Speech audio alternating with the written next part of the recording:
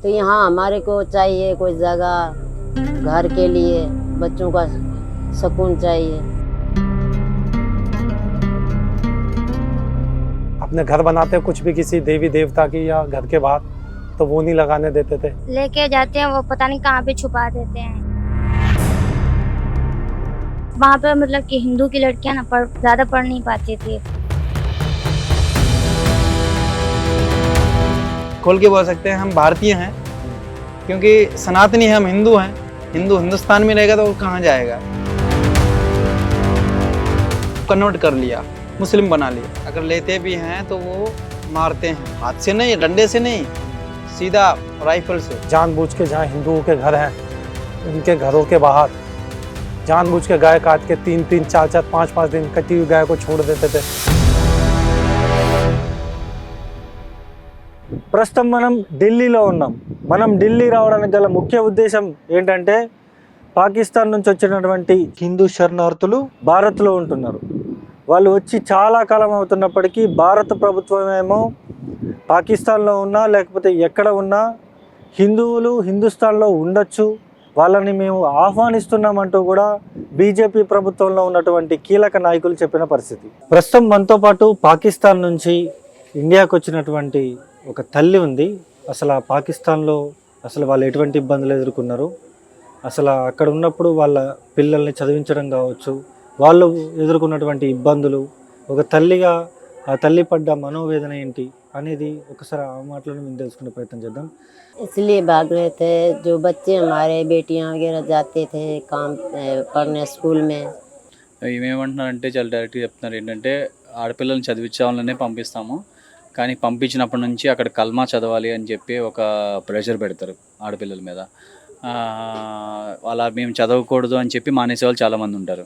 ఒకవేళ చదవకుండా మానకుండా వెళ్తే మాత్రం అక్కడి నుంచి ఏ సెకండ్ అయినా కూడా వాళ్ళని బలవంతంగా తీసుకెళ్ళి వాళ్ళని పెళ్లి చేయటము, లేకపోతే వాళ్ళని కిడ్నాప్ చేయటము, వాళ్ళని ఏం చేస్తారనేది కరెక్ట్గా తెలియదు. కానీ ఇలా పిల్లలు మాయమైపోతారు కాబట్టి పిల్లల్ని చదివించుకుందాం, ఆడపిల్లల్ని చదివించుకుందాం అనే ఉద్దేశంతో వాళ్ళు వాళ్ళ కూతుర్లను పట్టుకొని ఇక్కడికి వస్తున్నారని తల్లి చెప్తారు. మీరు పాకిస్తాన్ నుంచి ఇండియాకి వచ్చారు, అసలు ఎలా వచ్చారు, ఈ వీసా ప్రాసెస్ కానీ ఇదంతా కూడా మీకు ఎలా తెలుసు, ఎలా వచ్చారు, రావడానికి డబ్బులు ఖర్చు అయ్యాయి, ఎంత ఖర్చు అయ్యి, ఇదంతా క్లియర్గా చెప్పగలుగుతారా? वहाँ इतना मुश्किल हो गया था तो फिर हमने सोचा जो भी अपना है वो सब कुछ भी ख़त्म कर देंगे, करके अपने बच्चों को जितना भी खर्चा आएगा। ఆల్మోస్ట్ 10-15 ఏళ్ళ నుంచి కష్టపడుతున్నారు, మొత్తం 4 కూతుర్లు. అప్పటి నుంచి వీసాల కోసం ట్రై చేయడం, ఈ కష్టపడటం, ఆడవాళ్ళని బయటకు వెళ్ళకుండా పిల్లలు ఈవిడ అదే చిన్నపిల్లలు ఆడ వెళ్ళకుండా అంతా కష్టపడి వీసాలకు అప్లై చేయడం, అవి కొంతమందికి రావడం కొంతమందికి రాకపోవటం, ఇలా మొత్తం మీద అన్ని ఇబ్బందులు పడుతూ ఇంకా సరిపోవట్లేదు, ఇట్లా అవ్వదు అని చెప్పేసి ఎవరైతే ఈ ప్యూబర్టీ హిట్ అవుతున్నారో, అంటే 11-12 ఏళ్ళు ఎవరైతే వస్తున్నారో వాళ్ళు ఫస్ట్ డేంజర్లో ఉన్నారు. కాబట్టి వాళ్ళిద్దరు ఆడపిల్లలను పట్టుకొని ఈ తల్లి ఇక్కడికి వచ్చేసింది.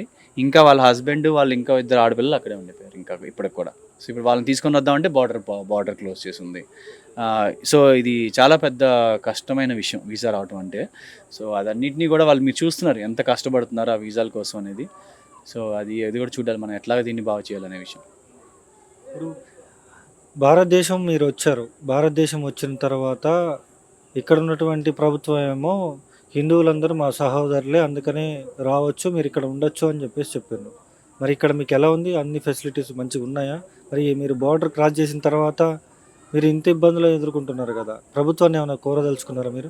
विनती है, हम तो यही बोलते हैं जैसे उधर सब कुछ छोड़ के यहाँ आए अपने बच्चियों की इज्जत के लिए। जैसे फिर हम यहाँ सोच गए उधर घर छोड़ दिया, बच्चे छोड़ दिए बेटे, तो यहाँ हमारे को चाहिए कोई जगह घर के लिए, बच्चों का सुकून चाहिए, वो भी नहीं हुआ अभी तक तो। కానీ ఇక్కడికి వచ్చిన తర్వాత మాత్రం ఫెసిలిటీస్ ఏం లేకపోవడం కొంచెం ఇబ్బందిగా ఉంది. ఏమన్నా వస్తే బాగుంటుంది. ఎస్పెషల్గా ఇప్పుడు ఆవిడ ఒక తల్లి, 2 ఆడపిల్లలు, ఎవరు లేరు పనిచేయడానికి, బయటికి వెళ్ళి పనిచేయడానికి ఎవరు లేరు. సో ఎట్లాగా ఆవిడకి గడుస్తుందో మీరే చెప్పండి.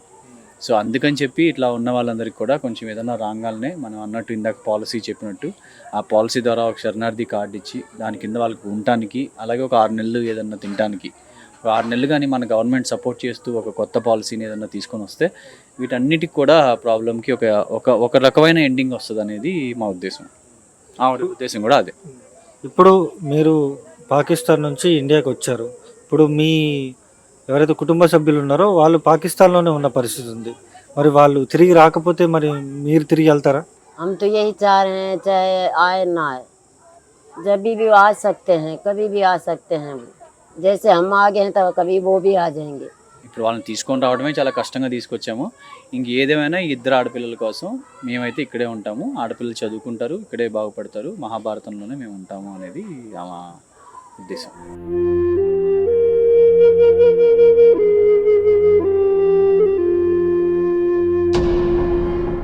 ఎందుకు ఎందుకు రావాల్సి వచ్చింది అసలు అక్కడి నుంచి? हमें वहाँ से इसलिए आना पड़ा कि वहाँ पे एक तो महंगाई बहुत थी और वहाँ पे मेरे मम्मी पापा वाले आए तो उनके साथ हम आ गए। हाँ, वहाँ पे प्रॉब्लम ये थी कि हम जहाँ जो मतलब कि बर्तन में खाना खाते थे वहाँ पे वो साथ में नहीं खाते थे। ఎట్లయితే ఒక ప్లేట్లో తిన్నారంటే ఇంకా ఆ ప్లేట్లో ఎవరు తినరు అనమాట. అక్కడ అలాంటి అంటరానితనము ఒక ముస్లిమ్స్కి హిందూకి వాళ్ళు చూపిస్తారు అక్కడ బేసికల్గా. और वहाँ पे ना जो हम कोई चीज़ बना के बेचते थे तो वहाँ पे कोई नहीं लेता था, इस वजह से आए। వీళ్ళు ఏమి చేసినా కూడా అమ్మాలంటే ఎవరు కొనరు అక్కడ. वहाँ पे मतलब कि हिंदू की लड़कियाँ ना ज़्यादा पढ़ नहीं पाती थी और जहाँ पे पढ़ पाती भी थी वहाँ पे लेकिन उसे नौकरी नहीं मिलती थी। ఏంటంటే ఆడపిల్లలు చదువుకోవాలన్నా స్కూల్కి వెళ్ళలేరు, ఒకవేళ వెళ్ళినా జాబ్కి వెళ్ళలేరు. స్కూల్కి ఫస్ట్ ఎందుకు వెళ్ళలేరు చాలా వరకు అంటే ఎక్కడైతే మీరే ఆడపిల్లల్ని అక్కడ కిడ్నాప్ చేసి హిందూ యువతుల్ని కన్వర్ట్ చేయటము, పెళ్ళిళ్ళు చేసుకొని ఫోర్స్ఫుల్గా పెళ్లి చేయటం ఇలాంటివన్నీ చేస్తారు. తర్వాత ఇంకా వాళ్ళ మీద కేసులు పెట్టే అధికారం కానీ ఏది కూడా వీళ్ళకి ఉండదు. సో ఆ భయం వల్ల పేరెంట్స్ వీళ్ళని ఫస్ట్ ఆఫ్ ఆల్ స్కూల్కి పంపించరు. ఒకవేళ ఎవరైనా స్కూల్కి వెళ్ళి అట్లా చదువుకున్నా కూడా తర్వాత ఉద్యోగాలకు వెళ్ళాలన్నా కూడా భయమే. మీ చుట్టుపక్కల ఉన్నటువంటి హిందూ పిల్లల్ని తీసుకెళ్ళడం, రేపులు చేయడం ఇట్లాంటి మీరు ఏమైనా చూసిన సంఘటనలు ఏమైనా ఉన్నాయా? మీరు బాగా భయపడ్డాయి, బాధపడ్డవి? हाँ, एक सुनी थी वहाँ पे एक छोटी बच्ची थी उसको काट दिया था, गर्दन काट दिया था, हाथ काट दिए थे। అంటే ఒక యువతి అక్కడ తీసుకెళ్ళటము, అట్లాగే చిన్నపిల్ల హిందూ యువతిని అక్కడ వాళ్ళు తలకాయ కోసేయటము, చేతులు కోసేయటం ఇలాంటివి చేస్తూ ఉన్నారు చిన్నపిల్లల్ని. అంటే ఇప్పుడు మారినటువంటి ఇప్పుడు హిందువుల నుంచి ముస్లింగా మారినటువంటి వాళ్ళు కూడా ఉన్నారు అక్కడ. మరి వాళ్ళు ఎటువంటి ఇబ్బందులు ఎదుర్కొన్నారు? అసలు మారిన తర్వాత వాళ్ళు ఇబ్బందులు ఎదుర్కొన్నారా లేకపోతే వాళ్ళు కూడా హ్యాపీగానే ఉన్నారా? लेके जाते हैं वो पता नहीं कहाँ पे छुपा देते हैं, ఆ, फिर पता ही नहीं चलता। वहाँ पे मैंने एक लड़की थी उसे देखा था, ఆ, मतलब कि उसे लेके चले गए, फिर वहाँ पे उनकी मम्मी पापा ने बहुत ढूंढने की कोशिश की ఆ. लेकिन मिल नहीं पाए। ఇలాగా ఒకటి చూసారు ఈ అమ్మాయి. ఏంటంటే ఇట్లానే ఒకసారి వెళ్ళిపోయిన తర్వాత ఇంకా అమ్మాయి కనపడకపోతే వాళ్ళ పేరెంట్స్ చాలా వెతకటము ఆ పిల్ల కోసము, కానీ ఇప్పుడు దొరకలేదు. కానీ తను ఎలాగో మొత్తం మీద ఒకసారి తప్పించుకొని ఒకసారి వచ్చిందంట. వచ్చినా కూడా ఎమ్మటే వాళ్ళు వచ్చేసి వాళ్ళు గన్స్ పెట్టేసి కాల్ చేస్తాము అని చెప్పేసి భయపెట్టి అమ్మాయిని మళ్ళీ పట్టుకెళ్ళిపోయారు. కానీ పట్టుకెళ్ళిన తర్వాత ఇప్పటివరకు మళ్ళీ ఎప్పుడు వాళ్ళని కలవాలి, ఇంకెప్పుడు కదా అసలు ఛాన్స్ లేదు పోయి అక్కడ. అక్కడ సిచ్యువేషన్ బాగుందా? ఇక్కడ మీరు వచ్చిన తర్వాత ఇక్కడ మీకు బాగుందా? हम लोगों को यहाँ पे अच्छा लगता है क्योंकि ना यहाँ पे सारे मिलकर रहते हैं और जो हम कोई चीज़ बना के बेचते हैं सारे ले लेते हैं और वहाँ पे कोई भी चीज़ हम बनाते हैं वहाँ पे कोई नहीं लेता है। तो ఏ బోల్రాకి యాభై ఇంకో ఇక్కడ చాలా బాగా అనిపిస్తుంది. ఎందుకంటే ఒకటి అందరు కలిసి కట్టుగా ఉంటారు, రెండోది ఏమన్నా వీళ్ళు చేసినా కూడా అమ్మచ్చు. ఇప్పుడు మీ పైన రోడ్ పైన హైవే మీద చూస్తే మనమే చూలా ప్రాజెక్ట్ అని చెప్పి చేసాము, తర్వాత రేడీలు ఇచ్చాము. దాని మీద మీకు చూస్తే మొత్తం చోలే భటూరా నుంచి అన్ని ఒక ఆల్మోస్ట్ 30-40 వరుసగా పెట్టుకొని ఉంటారు, అందరూ వచ్చి తింటారు. సో వీళ్ళకి ఏంటంటే మేము చేసింది ఎవరైనా ఇక్కడ తింటారు అనేది ఒకటి. తర్వాత మేము అందరు కూడా ఇక్కడ ఎవరు కూడా మా మీద వ్యతిరేకం చూపించారు. మేము పాకిస్తాన్ నుంచి వచ్చినా కూడా వీళ్ళు మనవాళ్ళు అన్న ఉద్దేశంతోనే ఒక మనిషిలా చూస్తారు ఈ దేశంలో. అది నాకు నచ్చుతుంది అని చెప్పి చెప్తున్నాను. ఇక్కడికి మీరు వచ్చారు కదా, వచ్చిన దగ్గర నుంచి మీకు ఏమన్నా ప్రాబ్లమ్స్ ఉన్నాయా? మీకు ల్యాండ్ కానీ హౌస్ కానీ లేకపోతే మీకు ఇండియన్ సిటిజన్షిప్ ఇస్తా అని చెప్పేసి ప్రభుత్వం ఉంది, మీకు ఏమైనా ప్రాబ్లమ్స్ ఉన్నాయా ఇక్కడ? फॉर एग्जाम्पल मेरे मम्मी या मेरे पापा की तबीयत खराब हो जाती है तो कोई हॉस्पिटल में जाते हैं, वहाँ पे मतलब कि आधार कार्ड का इशू होता है, इस वजह से थोड़ी दिक्कत है। तो ये है. तो ఇప్పుడు వీళ్ళు కూడా స్కూల్కి వెళ్ళట్లేదు చూడండి ఎవరు, ఎందుకంటే ఆధార్ కార్డు లేదు. అలాగే ఇప్పుడు వాళ్ళ అమ్మకి ఏదో బాగాలేదు, సో ఆధార్ కార్డు లేకపోవడం వల్ల హాస్పిటల్ తీసుకెళ్ళాలి కావలేదు. సో వీళ్ళకి ఏంటంటే అందుకే మేము అర్జీ పెడుతుంది ఏంటంటే వీళ్ళకి అందరికి కూడా ఒక శరణార్థి కార్డు అనేది ఒకటి ఇవ్వాలి. ఇస్తే అప్పుడు ఈ ఆధార్ కార్డు ఇప్పుడు ఇక్కడ ఉన్నారు వాళ్ళు ఎల్లోనో రీసెర్చ్ చేస్తున్నారు, ఎవ్వరు కూడా ఇక్కడ పని చేయకుండా లేరు. వాళ్ళకి కానీ వాళ్ళకు ఉన్న ఒకే ఒక బాధ ఏంటంటే గవర్నమెంట్ తరఫు నుంచి మాకు ఎటువంటిది డైరెక్ట్గా సపోర్ట్ లేదు. కనీసం గవర్నమెంట్ స్కూల్, గవర్నమెంట్ హాస్పిటల్కి మేము వెళ్ళగలిగితే మాకు కొంచెం దాని మీద బరువు తగ్గుతుంది అన్న ఉద్దేశం. మీరు మొత్తం క్యాంపులో ఎక్కడికి వెళ్ళినా కూడా మీరు చూడటం అవుతుంది. అక్కడ ఎటువంటి ఇబ్బందులు ఎదుర్కొన్నారు మీరు? वो ऐसे डर लगते थे जैसे कि उधर थे मुस्लिम थे और वहां से जैसे बाहर नहीं निकालते थे, डरते थे क्योंकि कोई उठा के ले जाता था और कोई जबरदस्ती करता था, इसलिए नहीं। తను ఏమంటుందంటే ఇలాగ ఆడపిల్లల్ని పట్టుకెళ్ళిపోవటము, అలాగే పెళ్ళిళ్ళు బలవంతంగా మత మార్పిడి పెళ్ళిళ్ళు చేస్తారు కాబట్టి ఆ భయం వల్ల తను వెళ్ళలేదు అని చెప్పి తను చెప్తాను. ఎంత ఫ్యామిలీ మొత్తం మీరు వచ్చారు కదా, మరి బోర్డర్ క్రాస్ అయిన దగ్గర నుంచి మరి ఇక్కడ మీకు ఏమైనా ఇబ్బందులు అయినాయి ఇక్కడ భారత్ లో? मेरा पूरा परिवार आया, पूरा जैसे मेरी दादी वादी है वो तो उधर है। हाँ, तो कितना लोग है पूरा आपका परिवार में यहाँ पे? नंबर क्या है? अच्छा 8 लोग आए हैं पूरा। और वहाँ पे कितना लोग रह गया? वहाँ तो पूरे मेरी दादी है, मेरे अंकल वंकल ये सब। సో ఇక్కడ వీళ్ళు మొత్తం 8 మంది వచ్చేసారు, కానీ ఇంకా వీళ్ళ అమ్మ నాయనమ్మ మామలు వాళ్ళందరూ ఇంకా అక్కడే ఉన్నారని చెప్తుంది.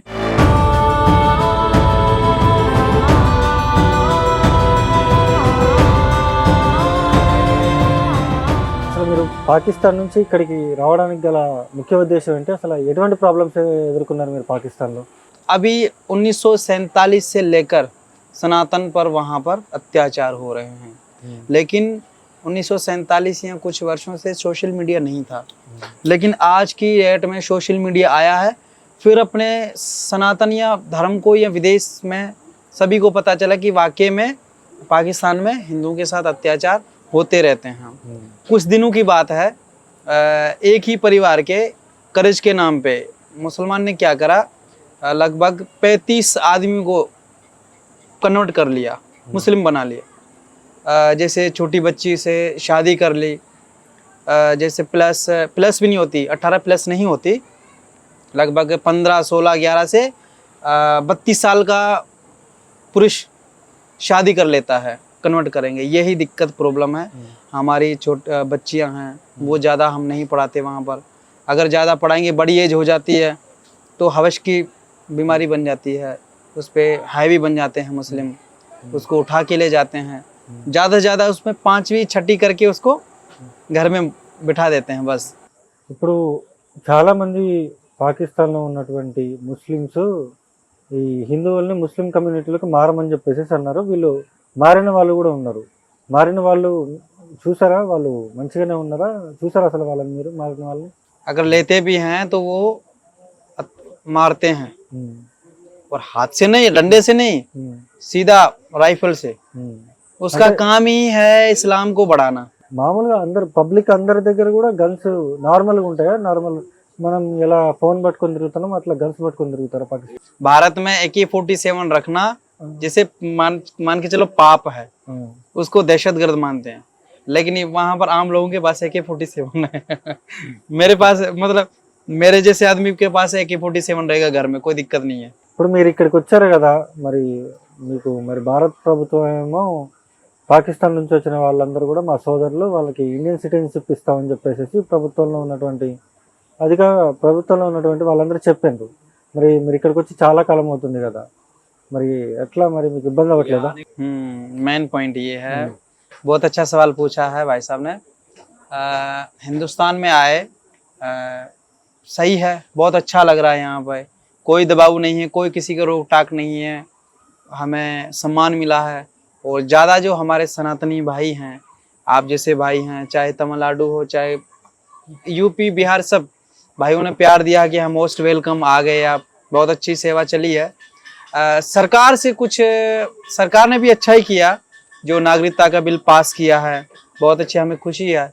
और बहुत अच्छी और भी बात है जो रहने दे रहे हैं, नहीं तो पाकिस्तान का आदमी यहाँ पर चाहे हिंदू हो, पाकिस्तान का नाम ही सुनते आदमी डर जाता है, तो रहने नहीं देते। लेकिन हम फिर भी 14 साल से रह रहे हैं, क्योंकि हम खोल के बोल सकते हैं हम भारतीय हैं, क्योंकि सनातनी हम हिंदू हैं। हिंदू हिंदुस्तान में रहेगा तो कहाँ जाएगा। మీరు భారత ప్రభుత్వాన్ని ఏమైనా కోరదలుచుకున్నారా? మాకు ఈ అవసరాలు ఉన్నాయి, మాకు ఇది కావాలి అని ఏమైనా కోరదలుచుకున్నారా? किसी से पाकिस्तान में मांग के नहीं खाया है, या किसी के बलबूते पे नहीं हुआ है, हम अपने खुद बलबूते पे वहाँ जिए हैं। तो हम यही भारत सरकार से चाहता है, हम अपने बलबूते पे जिएंगे, खाएंगे। सिर्फ नीड हमारी यही है कि हमें रहने के लिए जगह मिल जाए, और हमारा बच्चों की एजुकेशन मिल जाए, बस हमारी यही नीड है।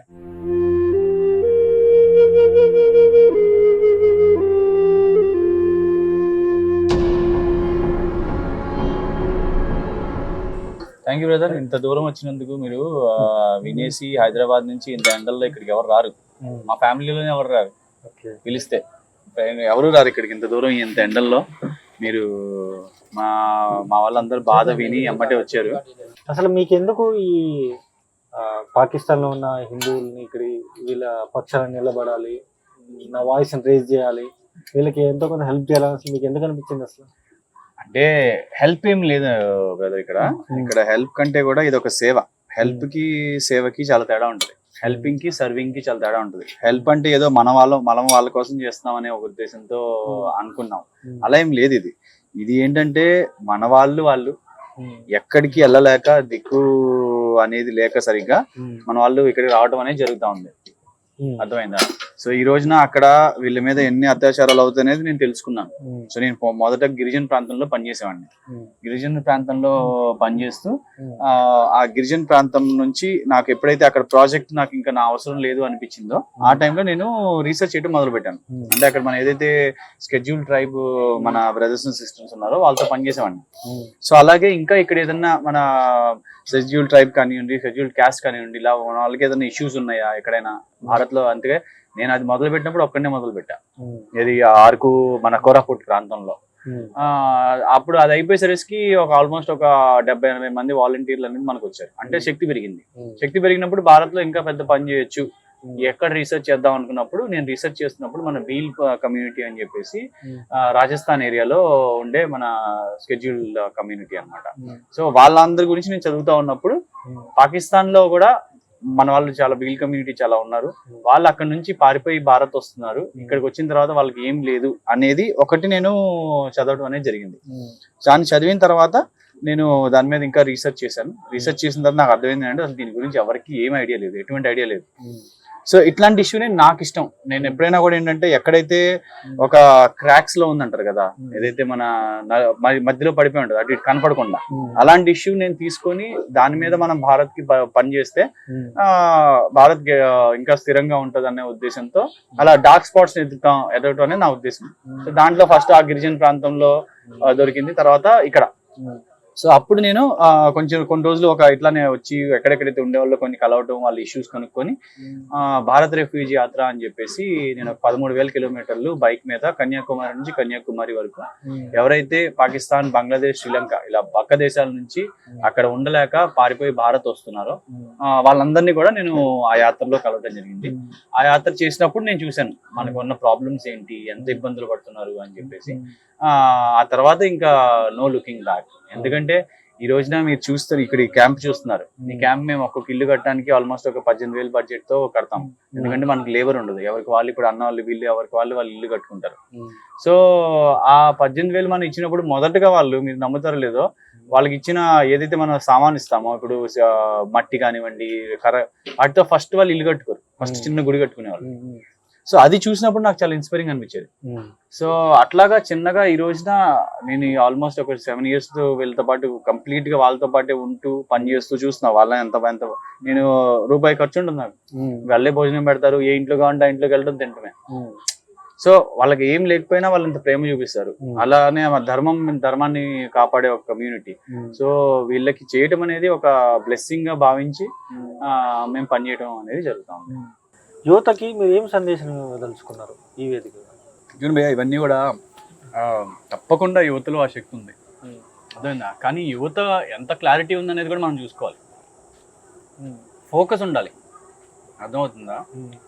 మన హనుమాన్ చాలీసాలో చాలా క్లియర్గా ఉంటుంది, సంకటితే హనుమాను చూడావే మనక్రమ భజన ధ్యాన జోలావే. అంటే ఒక సంకటం వస్తే హనుమంతుడు వాళ్ళని కాపాడతారు, కానీ ఎప్పుడు మన క్రమ వచన ఫోకస్ ఉండాలి. అంటే మన మనసు, మనం చెప్పే మాట, మనం చేసే పని ఒక క్లారిటీ ఉండాలి. ఆ క్లారిటీ ఉంటేనే హనుమంతుల వారైనా మనకు సాయం చేస్తారు. లేకపోతే డిసిప్లిన్ లేకపోతే ఆయన అక్కడ ఉండరు, అర్థమవుతుందా? మనకు డిసిప్లిన్ లేనంత వరకు, మనకి కన్ఫ్యూజన్ ఉన్నంత వరకు, అర్థమైందా? మన ఒక సివిలైజేషన్కి ఏమైంది అనే ఒక క్లారిటీ లేనంత కాలం ఇలాగా మనం ఇబ్బందులు పడుతూనే ఉంటాం. ఈ రోజున ఈ దేశానికి స్వాతంత్రం వచ్చిందని నేనైతే పూర్తిగా నమ్మను. స్వాతంత్రం అనేది ఒక పొలిటికల్గా స్వాతంత్రం కాదు, ఒక సివిలైజేషనల్గా స్వాతంత్రం రావాలి. ఓకే. ఆ సివిలైజేషన్గా స్వాతంత్రం అనేది, క్లారిటీ అనేది, ఫ్రీడమ్ అనేది ఇంకా మనకు లేదు దీంట్లో. ఓకే. సో అది వచ్చే వరకు కూడా మనము పొలిటికల్గా వచ్చింది, దాన్ని మనం సెలబ్రేట్ చేసుకుంటూనే ఒక సివిలైజేషన్గా, ఒక సనాతనమైన సివిలైజేషన్ కూడా మనం ఫ్రీగా మనం ఉండగలిగే స్థితికి వెళ్ళాలంటే యువతకి క్లారిటీ రావాలి. ఓకే. సో ఆ క్లారిటీ తెచ్చుకోవాలంటే వాళ్ళకి ఒక కరెక్ట్ రీసెర్చ్ ఉండాలి, ఎమోషన్తో కాకుండా డిసిప్లిన్తో పనిచేయాలి అని నేను కోరుకుంటున్నాను.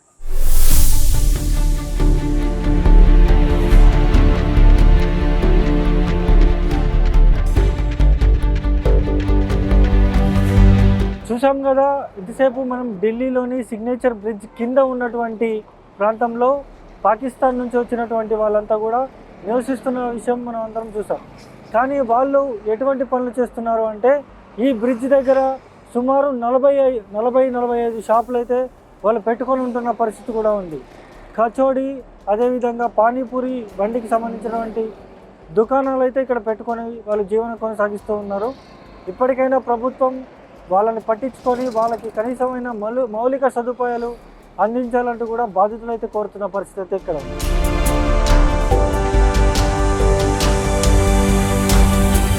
ఢిల్లీలో ఇది రెండో క్యాంపు. ఇక్కడ మొత్తం కూడా శరణార్థులే, దాదాపు 300 నుంచి 400 మంది పైగా కుటుంబాలు అయితే ఇక్కడ జీవనం ఉంటున్న పరిస్థితి కూడా ఉంది. అసలు వాళ్ళు పాకిస్తాన్ నుంచి ఇక్కడికి వచ్చి అసలు వాళ్ళు ఎటువంటి ఇబ్బందులు ఎదుర్కొంటున్నారు, అసలు పాకిస్తాన్ నుంచి ఇక్కడికి రావడానికి గల ముఖ్య ఉద్దేశం ఏంటి, వాళ్ళు అక్కడ ఎటువంటి ఇబ్బందులు ఎదుర్కొన్నారు, ఇక్కడికి వచ్చిన తర్వాత ప్రభుత్వం దగ్గరికి తీస్తూ ఉంది, మరి వాళ్ళని దగ్గరికి తీసిందా, వాళ్ళకి ఇండియన్ సిటిజన్షిప్ ఇస్తుంది, అదైనా ఇచ్చిందా, అనేక విషయాలు కూడా ఒకసారి వాళ్ళతో మాట్లాడి తెలుసుకునే ప్రయత్నం చేద్దాం. ప్రస్తుతం మనం ఆదర్శ్ నగర్ దగ్గర ఉన్నటువంటి రెండో క్యాంపు దగ్గర ఉన్నాం.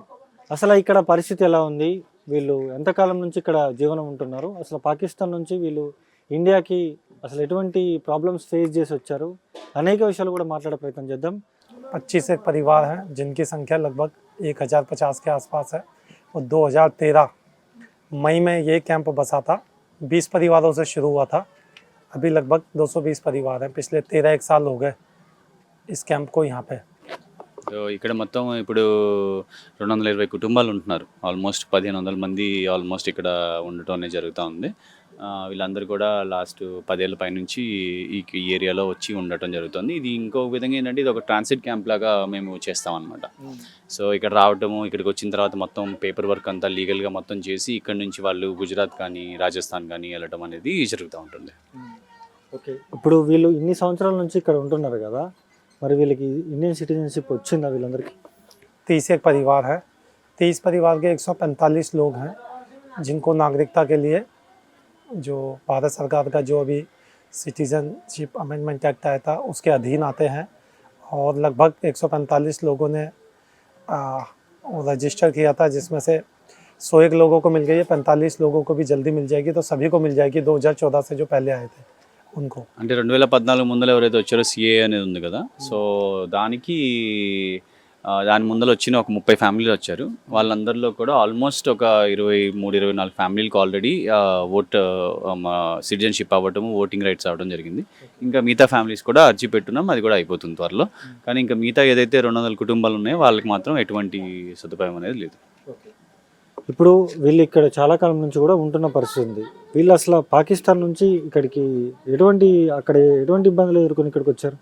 कोई घर बना रहे हैं, घर के बाहर अगर उनका चिन्ह लगा रहे हैं, जो हिंदू अपने घर बनाते हैं कुछ भी किसी देवी देवता की या घर के बाहर, तो वो नहीं लगाने देते थे। अब जैसे ईद का ये त्यौहार आ गया, जानबूझ के जहाँ हिंदुओं के घर हैं उनके घरों के बाहर जानबूझ के गाय काट के 3-3, 4-4, 5-5 दिन कटी हुई गाय को छोड़ देते थे। సో మనోడు ఏం చెప్తున్నాడంటే, ఇప్పుడు అక్కడ ఎవరైతే ఇక్కడికి వస్తారో అక్కడ హిందువులు వాళ్ళ ఇళ్ళల్లో ఫర్ ఎగ్జాంపుల్ హోమం చేసుకున్నారు అనుకోండి, ఆ హోమం ఒక ఏదైతే పొగ వేరే ఇంట్లోకి వెళ్తుంది, అది ఒకవేళ ముస్లిం ఇల్లు అయితే వాళ్ళు రావటం, మొత్తం వాళ్ళందరినీ భయంకరంగా కొట్టడము, మా ఇల్లంతా అపవిత్రం చేసావని చెప్పి వాళ్ళ మీద దాడి చేస్తారు. అలాగే ఇప్పుడు ఎవరైనా ఇల్లు కట్టుకొని బయట ఏదన్నా చిన్న ఇప్పుడు అమ్మనో లేకపోతే గణపతి ఏదన్నా పెట్టుకుంటే వచ్చి ఆ ఇల్లుని కూలగొడతారు. ఇంకా అలాగే కాకుండా ఇంకా ఆడపిల్లలు ఇంకా అలాగే ఇప్పుడు హోలీ వస్తుంది ఫర్ ఎగ్జాంపుల్.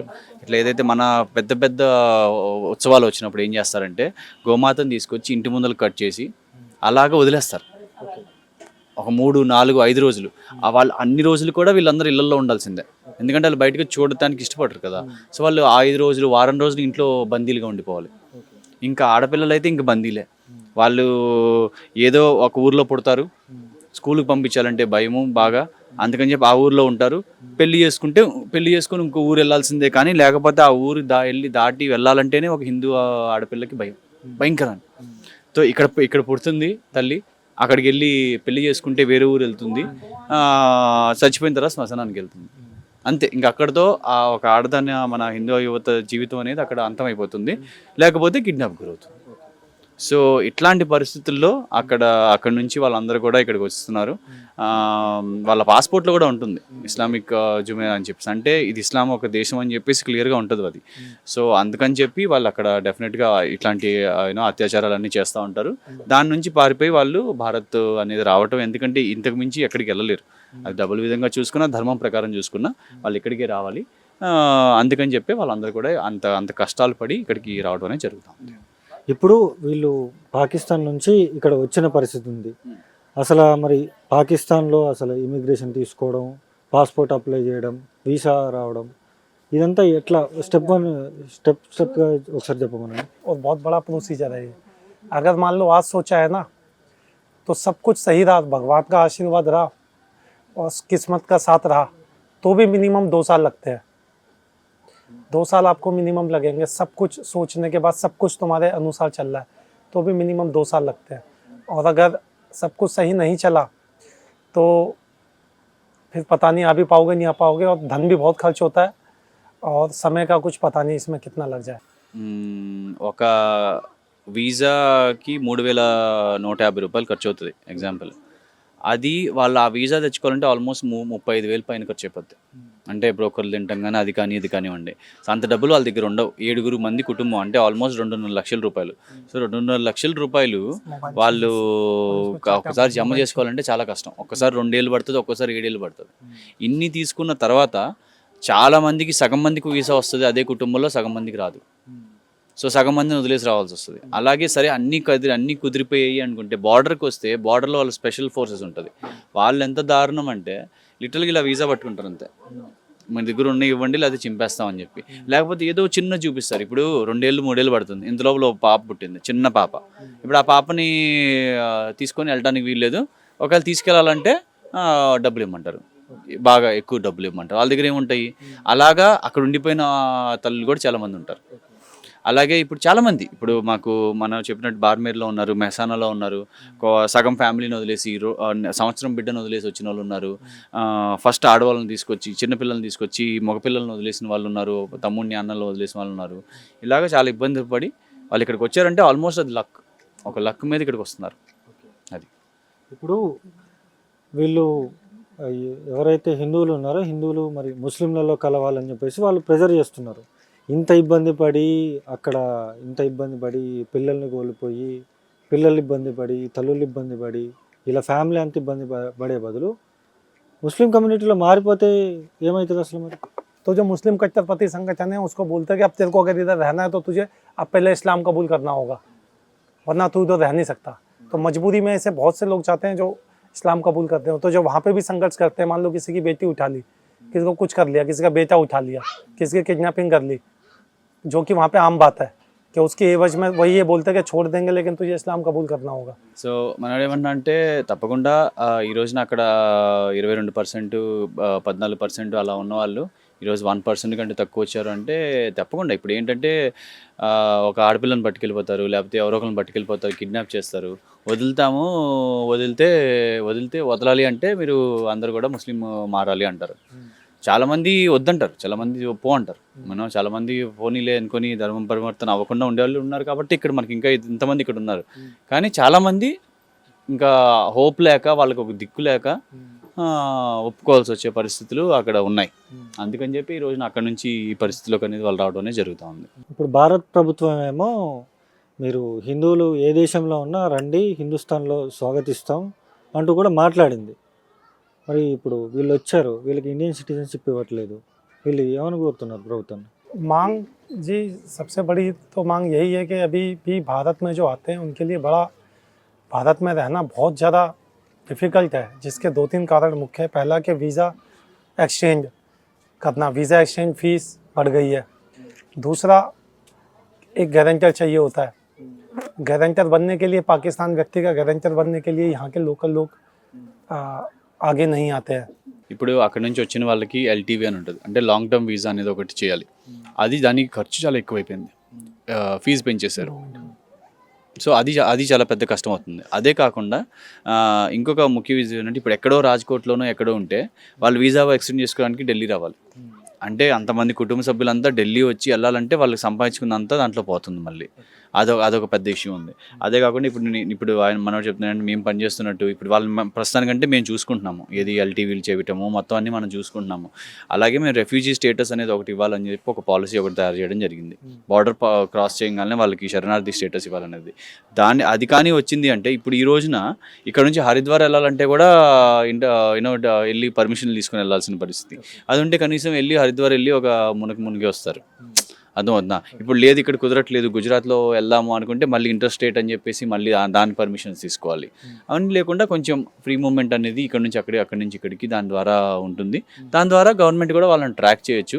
ఇప్పుడు మనకు ముఖ్యం ఏంటంటే ఇప్పుడు యాక్చువల్గా ఇప్పటి వరకు హిస్టరీలో ఆ వార్లప్పుడు తప్పితే మన ఇప్పుడు ఏదైతే ప్రస్తుత ప్రభుత్వం ఉందో ఆ ప్రభుత్వ సమయంలోనే ఎక్కువ మంది శరణార్థులు అనేది వచ్చారు పాకిస్తాన్ నుంచి. ఎందుకంటే ఇది మనకు హిందూ మనస్థితికి తగ్గట్టు ఒక గవర్నమెంట్ ఉంది, మనం వెళ్తే బాగా చూసుకుంటారు అని నమ్మకంతో వాళ్ళు ఇక్కడికి వస్తున్నారు. సో ఇట్లాంటప్పుడు మన గవర్నమెంట్ కానీ ఇట్లాంటి ఇష్యూస్ మీద కానీ పనిచేస్తే వచ్చే వాళ్ళకి మనోబలం పెరుగుతుంది, ఇక్కడ ఉన్న వాళ్ళకి అంతగా రెట్టింత మనోబలం పెరిగి భారత్ కోసం, భారత్తో పాటు ఇంకా కష్టపడి పనిచేస్తారనేది మన ఉద్దేశం.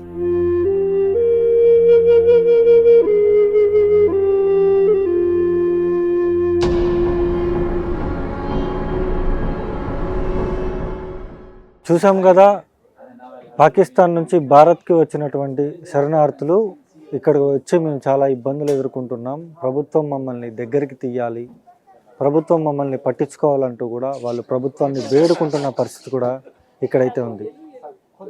మరో స్టోరీతోని మళ్ళీ మీ ముందుకు వస్తాను. చూస్తూనే ఉండండి మైక్ టీవీ.